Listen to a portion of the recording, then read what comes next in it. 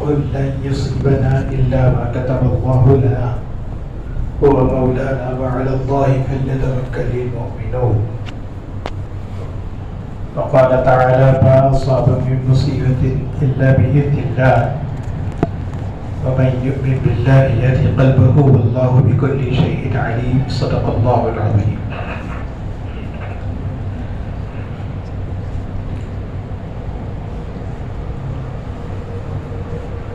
بزرگوں اور دوستوں اور پس پردہ سماعت کرنے والی ماں اور بہنوں،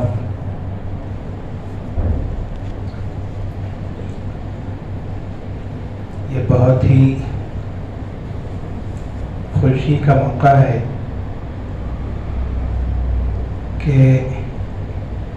رمضان کے مبارک مہینے میں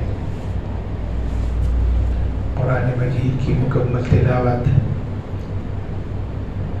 آپ حضرات نے سنی ہے. کوئی لمبا بیان تو اس وقت کرنا نہیں ہے، چند ضروری باتیں آپ حضرات کی خدمت میں پیش کرنی ہے. سب سے پہلی بات تو یہ ہے کہ ان 6 دنوں کے اندر جو قرآن پاک کی تکمیل ہوئی ہے یا 7 دنوں میں ہوئی ہے، اس کا یہ مطلب نہیں کہ ہمیں تراویح سے اور قرآن مجید کے سننے سے چھٹی مل گئی. سب کو ایک نیت کرنا ہے کہ تراویح پورا رمضان پڑھنا ہے. اگر حالات صحیح نہ ہو، لاک ڈاؤن وغیرہ لگ جائے، مسجدوں میں جانے کی گنجائش نہ ہو، تب بھی ہمیں اپنے گھروں کے اندر یہ تراویح کی نماز پڑھنا ہے. سب نیت کر لیجیے کہ انشاءاللہ ہمیں تراویح پابندی سے پڑھنا ہے، اور چاہے مسجد میں ہو یا گھر میں ہو ہم اس کا اہتمام کریں گے. دوسری بات یہ ہے کہ اس وقت پوری دنیا میں جو وبا چل رہی ہے، اس سلسلے میں کچھ ضروری باتیں آپ حضرات کی خدمت میں پیش کرنا ہے کہ مشکات شریف کی حدیث ہے، حدیث قدسی ہے، یعنی اللہ رب العزت ارشاد فرماتے ہیں کہ زمانہ مجھے گالی دیتا ہے. لوگ زمانے کو گالی دیتے ہیں اور یہ زمانہ میں خود ہوں. میری 2 انگلیوں کے درمیان میں پورا زمانہ ہے، میں اس کو جدھر چاہے الٹ پھیر کر سکتا ہوں. اس حدیث کا مطلب یہ ہوگا کہ ہم جیسا کہتے ہیں نا کہ زمانہ بہت خراب ہے، زمانہ بہت برا ہو گیا ہے، یہ جملوں سے ہمیں بہت احتیاط کرنا ہے، اس لیے کہ اللہ رب العزت نے زمانے کی نسبت اپنی طرف کر لی ہے. دوسری بات یہ ہے کہ مثال کے طور پر یہ مائک ہے. اگر مائک کے بارے میں کہہ دیا کہ یہ مائک بہت خراب ہے تو مائک کو تو کچھ نہیں ہوتا، لیکن مائک بنانے والے کو تکلیف ہوتی ہے کہ میں اتنی محنت کر کے بنایا، اس کو جو ہے خراب ہے کہتے ہیں. اسی طریقے سے یہ سارا زمانہ ہے، اگر ہم زمانے کو گالی دیں گے تو اس کا مطلب یہ کہ ہم اللہ تعالیٰ کو جو زمانے کا خالق ہے اس کو برا بھلا کہہ رہے ہیں. اور ایک بات یہ کہ اللہ رب العزت نے قرآن کریم میں فرمایا قُلْ لَنْ يُصِيبَنَا إِلَّا مَا كَتَبَ اللَّهُ لَنَا. اے نبی صلی اللہ علیہ وسلم آپ اعلان فرما دیجئے کہ لَنْ يُصِيبَنَا، کہ کوئی چیز ہمیں نہیں لگتی إِلَّا مَا كَتَبَ اللَّهُ لَنَا، سوائے اس کے جس کو اللہ نے پہلے سے مقدر کر دیا ہو ہمارے لیے. اس کا مطلب یہ کہ دنیا کے اندر چاہے برائی ہو یا اچھائی ہو، کچھ بھی ہم کو جو کرتی ہے یا ہمارے پاس آتی ہے وہ خود سے نہیں آتی، بلکہ اس کو اللہ تعالیٰ نے پہلے ہی سے مقرر کر دیا ہے. وہ مولانا، وہی ہمارا کارساز ہے. کاموں کا بنانے والا، کاموں کا سدھارنے والا وہی ہے۔ وعلی اللہ فلیتوکل المؤمنون، اور اللہ تعالیٰ ہی پر ہر مومن کو بھروسہ کرنا چاہیے۔ قرآن کریم کی ایک اور آیت ہے جس میں اللہ تعالیٰ کا ارشاد ہے اذا جاء اجلهم لا يستأخرون ساعة ولا يستقدمون، کہ جب لوگوں کی موت کا وقت آتا ہے تو ایک سیکنڈ نہ ادھر ہوتا ہے نہ ایک سیکنڈ ادھر ہوتا ہے، جو ٹائم پہ آنا ہے وہی ٹائم پہ موت آنے والی ہے۔ تو اب اس کا مطلب یہ کہ اگر کسی کی اس بیماری کے اندر موت ہو رہی ہے تو یہ کہنا کہ اس بیماری کی وجہ سے مر گیا، یہ فلاں کی وجہ سے مر گیا، اس سے اتنے لوگ مرتے ہیں، تو ہمارا ایمان ہے کہ جس وقت ہمارا وقت مقرر ہے اسی وقت میں موت آئے گی۔ یہ اور بات ہے کہ بہانہ کچھ بھی بن سکتا ہے، جیسے ایکسیڈنٹ بہانہ بن سکتا ہے، بندوق کی گولی بہانہ بن سکتی ہے، کوئی زہریلی چیز کھانے میں آ جائے وہ بن سکتا ہے، یا کورونا جو ہے اس کی وجہ بن سکتی ہے، کچھ بھی ہو سکتا ہے، لیکن اسی وقت میں موت آئے گی جبکہ وہ وقت مقرر ہے۔ تو اللہ رب العزت پہلے سے لکھ دیا کہ کب موت آنے والی ہے، کب تک زندہ رہنا ہے۔ تو اب اگر کسی کی موت جو ہے اللہ تعالیٰ نے کسی بیماری میں لکھ دی، وقت مقرر ہے، تو معمولی بیماری ہوتی ہے لیکن اس میں موت واقع ہو جاتی ہے۔ لیکن اگر اس بیماری کے اندر موت مقرر نہیں ہے، اگر وہ مرض چاہے کتنا ہی شدت کا ہو، کتنا ہی سیریس کیوں نہ ہو، وہ آدمی شفا یاب ہو کے باہر نکلتا ہے، اس لیے کہ اس میں موت اس کی مقرر نہیں ہے۔ تو دنیا میں جو بھی مسائل ہو رہے ہیں، جو پریشانیاں ہیں، اس کی وجہ سے ہم مومنوں کو اس بات کا اخبار رکھنا ہے کہ ہمارا ایمان ہے کہ جب موت آئے گی جبھی آئے گی، اس سے پہلے کبھی نہیں آئے گی۔ اور یہ جتنی بیماریاں ہیں، تو یہ بیماریاں اللہ تعالیٰ کے قبضے قدرت سے باہر نہیں ہیں، سب اللہ تعالیٰ کے قبضے میں ہے۔ اس کا مطلب یہ ہے کہ اس بیماری کو بھگانے کے لیے سب سے بڑا ذریعہ جو ہمارے پاس ہے وہ اللہ کو راضی کرنا ہے، اللہ سے دعائیں کرنا ہے، اللہ کو اتنا راضی کر لینا کہ اللہ تعالیٰ ہمارے لیے ایک فیصلہ کر دے کہ اس بیماری کو میں ہٹا دوں گا، تو وہ اللہ تعالیٰ ہٹا دیں گے۔ ویسے چاہے ہم کتنی ہی مصیبتوں میں ہو، اگر کوئی یہ کہے کہ جب موت آنے والی ہے، خود بخود بیماری جانے والی ہے، فلاں کرنے والی ہے، تو ہمیں دوا وغیرہ کرنے کی کیا ضرورت ہے، یہ سوچ بھی غلط ہے۔ حضور صلی اللہ علیہ وسلم نے ہمیں سبب اختیار کرنے کا حکم دیا۔ کوئی بیماری آ گئی ہم دوا کھائیں گے، لیکن یہ نہیں سمجھیں گے کہ اس دوا کی وجہ سے مجھے شفا ہوئی، بلکہ یہ کہیں گے کہ اللہ رب العزت نے ہمیں شفا عطا فرمائی، اس دوا کو ذریعہ بنا دیا۔ ایک بزرگ کا واقعہ ہے کہ وہ بیمار ہوئے، ایک حکیم کے پاس گئے، دوا لے کے آئے، دوا لا کے ایک تاخ کے اندر جو ہے دوا کی شیشی رکھ دی، کھڑے کے پوچھا ہے دوا کیا تیرے اندر شفا ہے؟ اس میں سے آواز آئی میرے اندر شفا نہیں ہے۔ تو وہ صاحب دوسرے حکیم کے پاس گئے، دوسری دوا لائے، اس کو بھی وہاں رکھے، پوچھے اے دوا کیا تیرے اندر شفا ہے؟ دوا بھی لا کے نہیں ہے۔ ایسی ہوتے ہوتے پورا تاپ بھر گیا۔ ایک مرتبہ جو ہے ایک حکیم کے پاس گئے، دوا لائے، وہاں رکھا اور پوچھا کیا اے دوا کیا تیرے اندر شفا ہے؟ تو تقریباً 30-40 باٹل اس میں جو رکھے ہوئے تھے، ہر ایک میں سے آواز آئی میرے اندر شفا ہے، میرے اندر شفا ہے۔ اس کا مطلب یہ ہے کہ شفا کا ایک وقت مقرر ہوتا ہے، اس وقت جو دوا لگتی ہے اللہ تعالیٰ اس میں شفا دے دیتے ہیں۔ لیکن ہم لوگ کیا کرتے ہیں، اتنی دوا استعمال کرنے کے بعد جب شفا کا وقت آیا اس وقت جو دوا بھی ہے شفا مل گئی تو ہم کہتے ہیں کہ بھئی یہ دوا سے شفا ہوگی ہم کو. اتنے لوگ سب بیکار تھے، بیکار کوئی نہیں تھے. وقت شفا کا آنا ہے تو اس کا مطلب صاف یہ ہے کہ ہمیں سبب اختیار کرنا ہے، علاج کرانا ہے. علاج کے اندر کسی قسم کی کمزوری نہیں کرنا ہے، لاپرواہی نہیں کرنا ہے، توکل اللہ پر رکھنا ہے اور اللہ تعالیٰ سے مانگنا ہے. شفا کا جب وقت آئے گا تو وہ دوا لگے گی اور اللہ تعالیٰ ہم کو شفا عطا فرمائیں گے.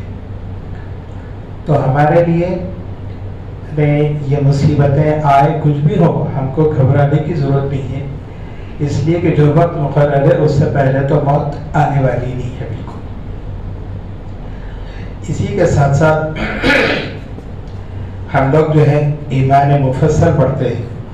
آمنت باللہ وملائکتہ وکتبہ ورسلہ والیوم الآخر والقدر خیرہ وشرہ من اللہ تعالی والبعث بعد الموت. یعنی 7 باتوں کے اوپر ہم ایمان لاتے ہیں. تو ہم آمنت باللہ اللہ پر ایمان لائے، وملائکتہ فرشتوں پر ایمان لائے، وکتبہ اس کی کتابوں پر ایمان لائے، ورسلہ اس کے رسولوں پر ایمان لائے، والیوم الآخر آخرت کے دن پر ایمان لائے. پھر اس کے بعد بیچ کا جو جملہ ہے والقدر خیرہ وشرہ من اللہ تعالی، اس کے بعد ہے والبعث بعد الموت، مرنے کے بعد دوبارہ اٹھائے جانے پر.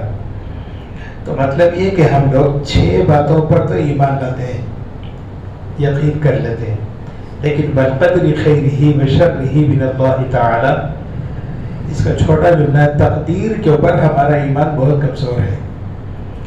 ہم لوگ جو ہے تقدیر کے اوپر ہمارا ایمان، اس کے بارے میں عجیب عجیب قسم کی باتیں ہم لوگ کرتے رہتے ہیں. تو آپ بتائیے اگر کسی ٹیلی فون کے 7 نمبر ہوں، 7 میں سے آپ 6 نمبر سے ہی ملا دے کے 1 نمبر غلط کر دیں، کال تو لگنے والی نہیں ہے. اسی طریقے سے یہ 7 باتوں پر ہم کو جو ایمان لانا ہے، اس میں سے یہ تقدیر کے اوپر ہمارا ایمان کمزور ہے. تو اس کمزور ایمان کے ساتھ ہم اللہ تعالیٰ سے دعائیں مانگیں گے، اللہ تعالیٰ سے رابطہ کریں گے تو وہ ہمارا رابطہ صحیح نہیں ہوتا. تو اس رابطے کو صحیح کرنے کے لیے ضروری ہے کہ ہم تقدیر پر بھی ایمان لائیں. اور تقدیر یہ کہ جو ہو رہا ہے وہ اللہ کی طرف سے مقدر ہے. زبان پہ شکایت کے الفاظ لانے کی ضرورت نہیں ہے. ہم یہ کہیں گے اللہ کی مرضی ہے، ہم اس پہ راضی ہیں. جو مصیبت آئے، جو فرحت آئے، جو خوشی آئے، سب کے اوپر ہم یہ کہیں گے کہ یہ اللہ کی طرف سے مقرر ہے، ہم اس پر ایمان لاتے ہیں. ورنہ جو چیز اچھی ملی تو خوش ہو گئے، ذرا کچھ خراب ہو گئی تو لوگوں کی زبان سے جو الفاظ نکلتے ہیں، کیا ہو گیا، اللہ تعالیٰ ایسا کیوں کر رہے ہوں گے، اللہ تعالیٰ ایسا کیوں کر رہے ہوں گے، یہ ایسی اس کو موت دے کر اللہ کو کیا ملا ہوگا. یہ جو جملے ہیں یہ اپنی زبان سے، یہ ہم سب کے امتحان کے لیے ہے. چاہے تو ہم اپنی ایمان کو برقرار رکھیں، چاہے تو اپنی ایمان کو خراب کر دیں. ہم اگر غلط جملے استعمال کریں گے تو اس میں ہمارا ایمان خراب ہو جائے گا، اور اس ایمان کے خراب ہونے کی وجہ سے ہماری آخرت جو ہے برباد ہو کے رہے گی. ایک حدیث میں ہے، حضور اکرم صلی اللہ علیہ وسلم کے ارشاد ہے کہ ایک بندہ ہے، اللہ تعالیٰ اس کو فلاں منزل پہ پہنچانا چاہتے ہیں، اوپر کے حصے میں، یعنی اونچے درجے پہ پہنچانا چاہتے ہیں. اب وہ عمل کرتے ہوئے آگے بڑھتا ہے، آگے بڑھتا ہے. اگر وہ برابر عمل کرتے جاتا تو اللہ تعالیٰ اس کو وہاں پر پہنچا دیتے. لیکن بندے کی سستی اور کاہلی کبھی ایسی ہوتی ہے کہ اس وقت جو ہے اس کو وہاں پر پہنچنے کے درمیان میں کافی فاصلہ رہ جاتا ہے. اس کو وہاں پہنچنا چاہیے تھا، بہت سا عمل اس کو ابھی کرنا باقی ہے، لیکن وہاں پہنچنے کا وقت اللہ تعالیٰ نے مقرر کر دیا. تو پھر اللہ تعالیٰ اس کو کسی نہ کسی بلا میں گرفتار کر دیتے ہیں، اور اس بلا میں گرفتار ہونے کے بعد اگر وہ صبر کر لے تو اللہ تعالیٰ چھلانگ لگا کے اس کو وہاں تک پہنچا دیتے ہیں. اس کا مطلب یہ کہ کوئی بلا آ گئی، کوئی مصیبت آ گئی، یہ ہمارے درجات کو بلند کرنے کے لیے ہوتی ہے. ہم اگر اس کو اچھی طریقے سے قبول کر لیں، مطلب یہ کہ ہم اللہ کے فیصلے پر راضی ہوں، اور دوسرا یہ کہ اس کے لیے جو سبب اختیار کرنا ہے وہ برابر کرتے رہیں اور اللہ تعالیٰ کے فیصلے پر راضی رہیں، تو انشاءاللہ اللہ تعالیٰ وہ منزل پر ہم کو پہنچا دیں گے۔ تو یہ جو بھی مصیبت ہوتی ہے تو اس مصیبت کا بدلہ اللہ تعالیٰ دینے والے ہیں۔ فَيَغْفِرُ لِمَن يَشَاءُ وَيُعَذِّبُ مَن يَشَاءُ، آمن الرسول سے پہلے کہ یہ جو پہلی کی جو آیت ہے فَيَغْفِرُ لِمَن يَشَاءُ وَيُعَذِّبُ مَن يَشَاءُ، اللہ جس کو چاہتے ہیں معاف کرتے ہیں، جس کو چاہتے ہیں عذاب دیتے ہیں۔ اس کی تفسیر میں تفسیر ابن کثیر کے اندر ایک حدیث لکھی ہوئی ہے کہ اللہ رب العزت گناہوں کو معاف کرتے ہیں، کوئی مصیبت پہنچی اس پہ صبر کر لیا تو اسے اللہ تعالیٰ گناہ کو معاف کر دیتے ہیں۔ اس میں یہاں تک بیان ہے کہ اگر کوئی آدمی جیب میں جو ہے یہ جیب کے اندر پیسے رکھا، دکان کو گیا، وہاں جانے کے بعد کوئی چیز پسند آ گئی، لے یہ جیب میں ہاتھ ڈالا، دیکھے تو کیا پیسے نہیں ہے اس میں، تو ایک دم اس کو شوق لگتا ہے کہ ارے میرے پیسے کہاں چلے گئے، فوراً دوسرے جیب میں ہاتھ ڈالا تو پیسے نکل گئے۔ تکلیف کتنی ہوگی، چھوٹا سا ایک سیکنڈ کے لیے اس کو جو ہے شوق لگا تھا، بس اللہ تعالیٰ اس شوق کی وجہ سے بھی اس کے گناہ کو معاف کر دیتے ہیں۔ اس حدیث سے ہم کو بہت بڑی بشارت ملتی ہے کہ دنیا میں جو تکلیف آئی اس پر ہم جو ہے صبر اختیار کریں، اور تو اللہ تعالیٰ اس مصیبت کی وجہ سے اللہ تعالیٰ ہمارے گناہوں کو معاف کر دیتے ہیں۔ تو اس وقت کے جو حالات ہیں پوری دنیا کے، اس وجہ سے ہم لوگوں کو مایوس نہیں ہونا ہے، پریشان نہیں ہونا ہے، جو مقدر ہے وہ پکے رہے گا۔ البتہ جو ہدایتیں ہم کو دی جاتی ہیں، جو سہولت، جو حفاظتی اقدامات کرنا ہے، جو سبب اختیار کرنا ہے، اس کے اندر کسی قسم کی کوئی کمی بیشی کی اجازت ہم کو نہیں ہے۔ ایک مرتبہ حضور صلی اللہ علیہ وسلم کے پاس قبیلے بنو ثقیف کے کچھ لوگ آئے بیعت کرنے کے لیے۔ آپ صلی اللہ علیہ وسلم ہر ایک کو ہاتھ ملا کر بیعت کرتے تھے، لیکن ایک آدمی تھا جس کو جذام کی بیماری تھی، تو اس کو دور بٹھایا اور کہا کہ انا قد بایعناک، ہم نے تم سے بیعت کر لیا، تم چلے جاؤ یہاں سے، مصافحہ آپ نے نہیں کیا۔ اور ایک بار حضور صلی اللہ علیہ وسلم فرماتے ہیں کہ اگر کوئی جذامی ہے، کوئی بیمار والا آدمی ہے، تو اس سے جو ہے ایک بھالے کے برابر یا 2 بھالے کے برابر اس سے دوری اختیار کرو۔ قید الرمح والرمحتین کے الفاظ ہے حدیث میں کہ اس کو اتنی دور بٹھا دو۔ اب یہ جو ڈاکٹر کہتے ہیں کہ سوشل ڈسٹینسنگ رکھو کرو، تو یہ بات بھی حدیث سے ثابت ہے، ہم اس سے احتیاط کریں گے۔ مصافحہ نہ کرنے کی جو بات ہے، ہاتھ میں ہاتھ نہیں ملانا، وہ بھی حدیث سے ثابت ہو گئے۔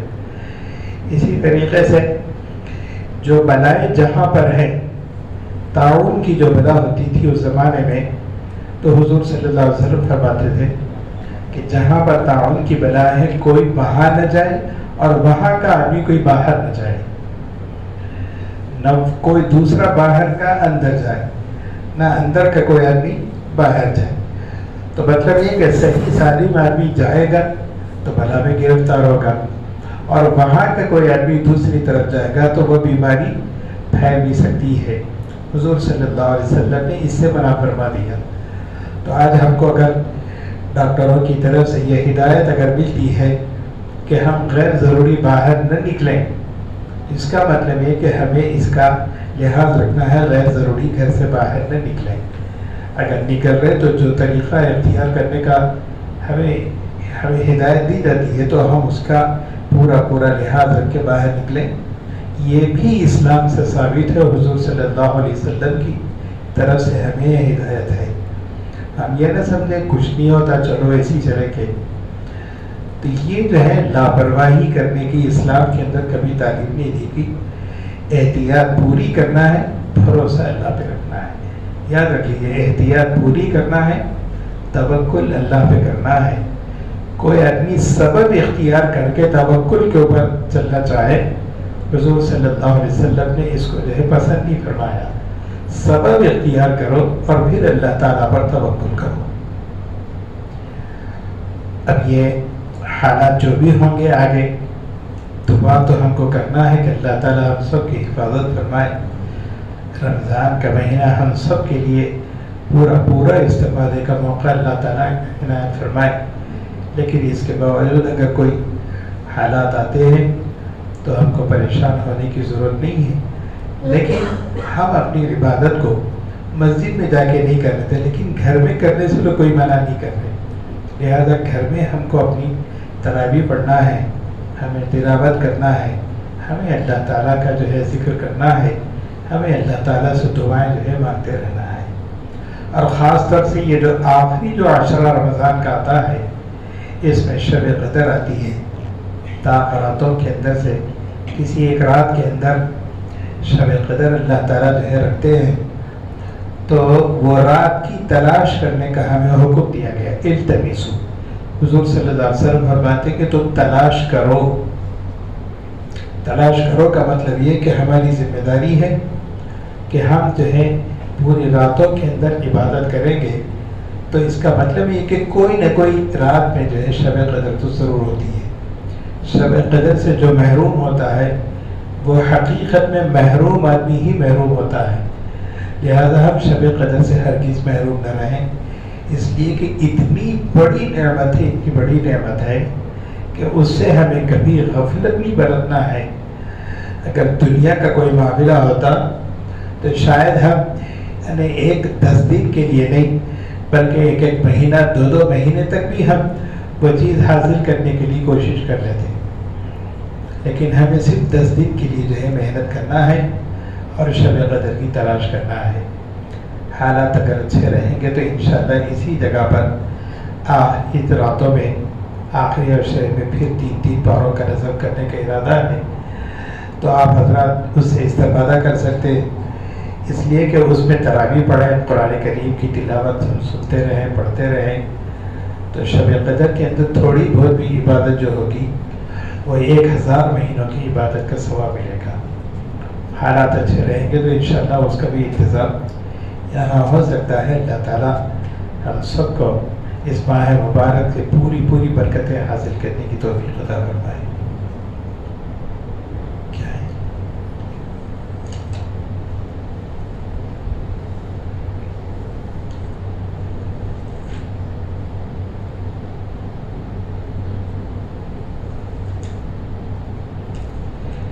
یہاں پر کچھ نام آئے ہیں. یہ بہت سے لوگ جو بیمار ہیں ان کی شفا کے لیے، ان کی صحت کے لیے دعا کرنا ہے. محمد عمران الحق صاحب، رحیم النساء بیگم، فخر الدین صاحب، مختوم فاروقی صاحب، محمد نصیر الدین صاحب، خالد غوث صاحب، امجد غوث صاحب، مجاہد غوث، حامد غوث صاحب، عبدالفقید صاحب. اسی طریقے سے مرحوم محمد عبدالقدیر صاحب، مرحومہ اہلیہ محمد وحید الدین صاحب، مرحوم عبدالقادر بیگ صاحب، مرحومہ اہلیہ عبدالقادر بیگ صاحب. ان سب کا جو نام لیا بھائی، آپ لوگ دل میں دعا کیجیے کہ اللہ تعالیٰ ان سب کو صحت کاملہ عطا فرمائے اور ان کی جتنی جائز تمنا ہے اللہ تعالیٰ اپنے کرم سے اس کو پورا فرما دے. اسی طریقے سے یہاں پر جو انتظام آپ لوگوں کی تراویح کے لیے کیا گیا، تو یہ جو انتظام کیا گیا ہے، دعا فرمائے کہ اللہ تعالیٰ ان انتظام کرنے والوں کو خوب جزائے خیر عطا اور ان سب کو صحت بنا دے، صحت عطا فرما دے اور ان کے تمام جائز کاموں کو اللہ پورا فرما دے. ان کے کاروبار میں، ان کے تمام چیزوں کے اندر اللہ تعالیٰ برکت عطا فرما دے. جتنے لوگ یہاں پر بیماروں کا کی فہرست ہے اس میں ڈاکٹر فخر الدین صاحب بھی بہت بیمار ہیں، اور جناب مختوم فاروقی صاحب بھی دواخانے میں ٹھیک ہیں، اور بھی لوگ ہیں اس میں. تو ان سب کے صحت کے لیے دعا کیجیے. ہماری دعا کا بہت بڑا ان لوگوں کے لیے جو ہے عطیہ ہوتا ہے. ہم جو دعا کرتے ہیں تو یہ مت سمجھیے کہ اس سے کیا ہونے والا ہے، بہت کچھ ہونے والا ہے. اس سے کیا ہوگا یہ انہی کو پتہ چلتا ہے جن کا کچھ ہوا. اللہ تعالیٰ ان کو صحت عطا فرمائیں گے. اللہ تعالیٰ ان سب کو صحت کاملہ و عاجلہ نصیب فرمائے. وآخر دعوانا الحمدللہ رب العالمین. دعا تو ہوگی نا.